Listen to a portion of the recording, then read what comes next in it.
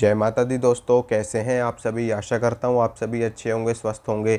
पूजा के समय उबासी आना, मंत्र जाप करते समय उबासी आना, या फिर पूजा पाठ करते समय छींक आ जाना, या फिर पूजा पाठ करने के लिए आप बैठे हैं, आपकी आंखों से पानी गिर रहा है, या फिर पूजा पाठ करते समय बार बार ज़ोर ज़ोर से ढकार आना, या फिर जम्हाई आना, उबासी आना बार बार, ऐसा आपके साथ में क्यों होता है, इसके पीछे क्या मेन रीज़न होता है, उसके बारे में आज हम जानकारी लेंगे। और मैं आपको बताऊंगा कि कैसे आप इन चीज़ों को ठीक कर सकते हो। और अगर आपके साथ में ऐसा हो रहा है, अब बार बार आपको जब भी आप पूजा करने के लिए बैठते हैं, मंत्र जाप करने के लिए बैठते हैं, तो आपके साथ में ये सभी चीज़ें होनी शुरू हो जाती है। देखिए, वैसे तो उबासी आना एक आम समस्या है, इसमें कोई दिक्कत वाली बात नहीं है। नॉर्मली हर व्यक्ति के साथ में ऐसा होता है। जब आप ज़्यादा थके हुए होते हो, या फिर आप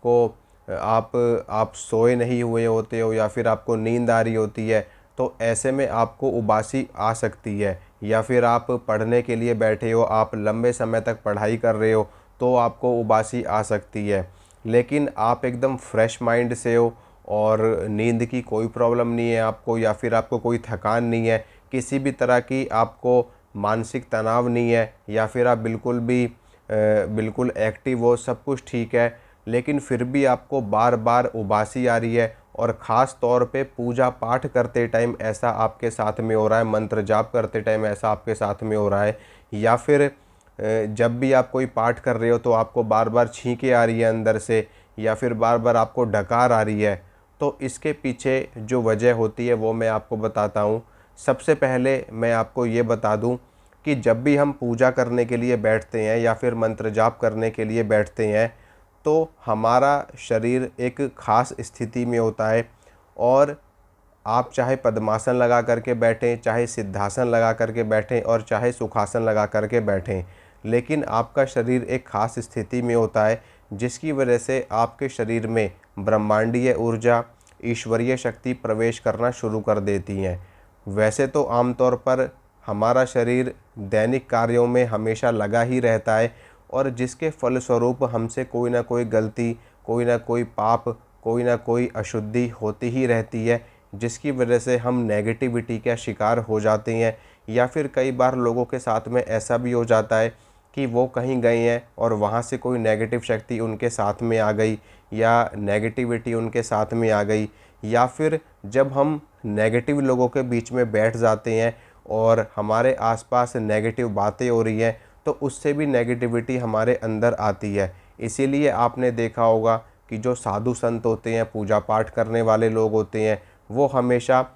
अच्छी संगत करते हैं, अच्छे लोगों की संगत करते हैं। और हमेशा आपसे भी यही कहा जाता है कि अच्छे लोगों की संगत कीजिए, क्योंकि जब आप अच्छे लोगों के साथ में बैठते हैं, वो पॉजिटिव बातें करते हैं, तो पॉजिटिविटी सभी के अंदर आती है। लेकिन अगर आप गलत लोगों के साथ में बैठे हैं, वो वहाँ पर गलत बातें हो रही हैं, तो कहीं ना कहीं वहाँ से आपकी पॉजिटिव ऊर्जा नष्ट होती है, और नेगेटिव शक्ति आपके अंदर आनी शुरू हो जाती है। इसके अलावा और भी नेगेटिव शक्तियाँ होती हैं जो कई बार हमारे शरीर में प्रवेश कर जाती हैं, किसी के द्वारा भेजे जाने पर, या फिर अपने आप हमसे कोई त्रुटि हो जाए, कहीं कोई गलती हो जाए। मान लीजिए कहीं पर पीपल का वृक्ष है या वट वृक्ष है, वहाँ पर कोई ऐसी शक्ति वास कर रही है, और वहाँ पर आपने कभी भूल से, अज्ञानता के कारण आपने वहाँ पर बाथरूम कर दिया, या फिर वहाँ पर आपने थूक दिया, या फिर वहाँ पर आपने उस जगह को, उस वृक्ष को अपमानित कर दिया, तो वहाँ से भी कोई नेगेटिविटी या कोई नेगेटिव शक्ति हमारे साथ में लग कर के आ जाती हैं। या फिर यहाँ पर लोगों के द्वारा भी नेगेटिविटी आपके अंदर भेज दी जाती है। आप अपने जीवन में उन्नति कर रहे हैं, तरक्की कर रहे हैं, लगातार प्रोग्रेस कर रहे हैं, और लोगों की जो नेगेटिव एनर्जीज़ है, जिसे हम नज़र कहते हैं, हाय कहते हैं, वो आपको लग जाती है। जब बहुत ज़्यादा लोग आपके बारे में बात करना शुरू कर देते हैं, तो उससे आपके अंदर नेगेटिविटी आने लगती है। लोगों की हाय आपको लग जाती है, लोगों की नज़र आपको लग जाती है, लोग बीमार पड़ जाते हैं, लोगों का काम छूट जाता है, लोगों का काम बंद हो जाता है। और धीरे धीरे करके अगर ये नेगेटिव शक्ति या ये नेगेटिव एनर्जीज़ इनको दूर ना किया जाए, तो धीरे धीरे करके ये एक बड़ी नेगेटिव शक्ति का रूप ले लेती हैं, और बाद में वही शक्ति भूत प्रेत का रूप लेकर के या बड़ी तांत्रिक क्रिया का रूप लेकर के आपके जीवन में प्रवेश कर जाती है और आपको पूरी तरीके से बर्बाद कर देती है।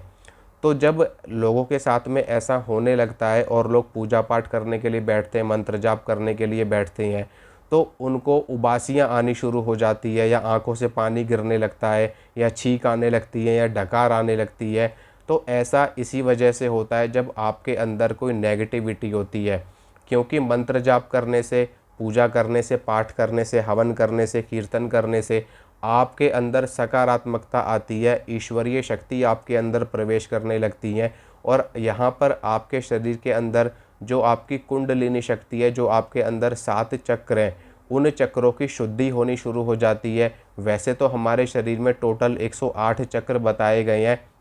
लेकिन उनमें से मुख्य 7 चक्र माने जाते हैं। तो सभी चक्रों की सफाई होने लगती है, बैलेंसिंग होने लगती है और जो नेगेटिव एनर्जी चक्रों में समाई हुई है वो दूर होने लगती है और वही नेगेटिविटी उबासी के रूप में हमारे शरीर से बाहर निकलती है, छींक के रूप में हमारे शरीर से बाहर निकलती है और हमारे शरीर से डकार के रूप में बाहर निकलती है। तो इन चीज़ों को ठीक करने का एक ही तरीका है कि आप ज़्यादा से ज़्यादा पूजा पाठ करिए, ज़्यादा से ज़्यादा मंत्र जाप करिए, ज़्यादा से ज़्यादा आप हवन करिए, अच्छे लोगों की संगत करिए। जैसे जैसे आपके अंदर पॉजिटिविटी बढ़ती चली जाएगी, ये चीज़ें आपकी धीरे धीरे करके अपने आप ही ख़त्म हो जाएंगी, क्योंकि पॉजिटिव एनर्जी, पॉजिटिव शक्ति और हम कहें कि सकारात्मक ऊर्जा ही नकारात्मक ऊर्जा को ख़त्म करने में सक्षम है। और जो सकारात्मक ऊर्जा हमको कहाँ से मिलती है? सकारात्मक ऊर्जा हमको मिलती है सकारात्मक कार्यों को करने से, यानी कि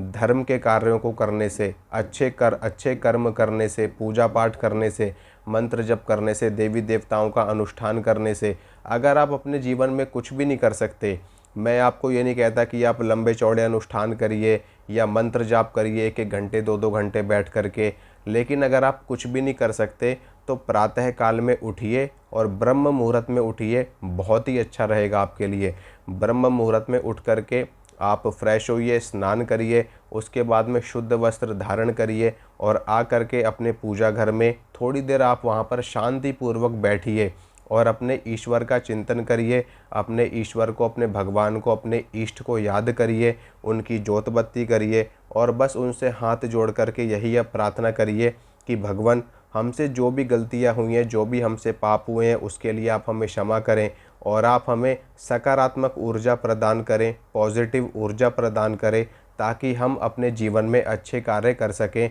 धर्म के कार्य कर सकें। अगर आप इतना भी करते हैं ना प्रतिदिन, तो मेरा यकीन मानिए, मेरा विश्वास मानिए, आपका जीवन चमत्कार की तरह बदल जाएगा। आप एकदम से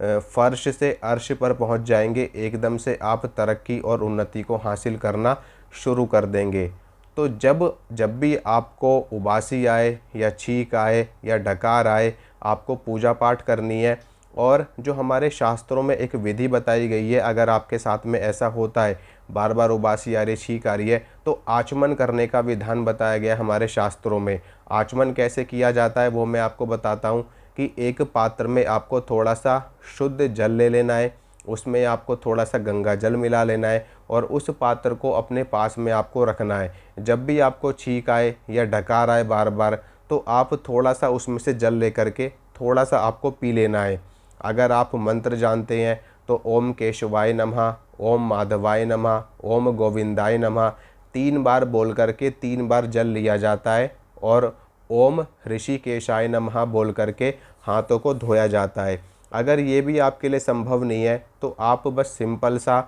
अपने इष्ट का नाम लेकर के, आप चाहे माता रानी को मानते हो, चाहे शंकर जी को मानते हो, चाहे विष्णु जी को मानते हो, अपने इष्ट का नाम लेकर के आपको बस एक काम करना है कि थोड़ा सा जल ले लेना है और अपने मुख में आपको डाल लेना है और उसको आपको अंदर तक, पेट तक आपको लेकर के जाना है उस जल को। बस इतना ही करना है आपको। उससे क्या होता है कि तुरंत हमारी शुद्धि हो जाती है, तुरंत हमारा शुद्धिकरण हो जाता है और जो नेगेटिविटी है जो बार बार बाहर निकल रही है, वो नेगेटिविटी एकदम से ख़त्म हो जाती है, एकदम से नष्ट हो जाती है। तो ये चीज़ आप करिए, इससे आपको इन सभी चीज़ों में राहत मिलती है। यहाँ पर एक चीज़ और भी देखा गया है कि कई बार आँखों से आंसू गिर रहे हैं, देखिए, आँखों से आँसू 2 रूपों में गिरते हैं किसी भी व्यक्ति के। एक तो ये कि अगर उसके अंदर कोई नेगेटिव एनर्जी वास कर रही है, यानी कि कोई भूत प्रेत की बाधा है, कोई भूत प्रेत उसके अंदर है, और जब वो पूजा पाठ करने के लिए बैठेगा तो उसके अंदर से आँखों से उसके आंसू आएंगे।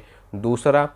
अगर उसके अंदर उसके इष्ट के प्रति बहुत ज़्यादा भाव जाग गया हो, बहुत ज़्यादा करुणा जाग गई हो, बहुत ज़्यादा ममता जाग गई हो, जिससे वो अपने इष्ट को बहुत सच्चे मन से पुकार रहा हो, पूरे भाव से पुकार रहा हो, तो उस भाव में विभोर होकर के भी आंखों से आंसू कई बार आने लगते हैं भक्तों के, साधकों के। क्योंकि भाई माता तो करुणामयी होती है, और जब एक पुत्र, जब एक बच्चा अपनी माता को पूरी करुणा से पुकारता है तो उसकी आंखों से आंसू भी निकल आते हैं। तो इसी प्रकार से अगर आप अपने इष्ट को पूरे सच्चे मन से पुकारते हैं तो ऐसे में आपकी आंखों से आंसू निकलना एक स्वाभाविक प्रक्रिया है। लेकिन अगर ऐसा कुछ भी आप नहीं कर रहे और तब भी आपकी आंखों से बार बार आंसू गिर रहे हैं, और आप कहीं गए हैं कीर्तन में, कहीं जागरण में आप गए हैं, या कहीं आप पूजा पाठ में बैठे हैं, वहाँ पर आपकी आंखों से आंसू ही गिरे जा रहे हैं, तो निश्चित रूप से आपके अंदर कोई नेगेटिव शक्ति का वास है। तो उस शक्ति को दूर करने की ज़रूरत है।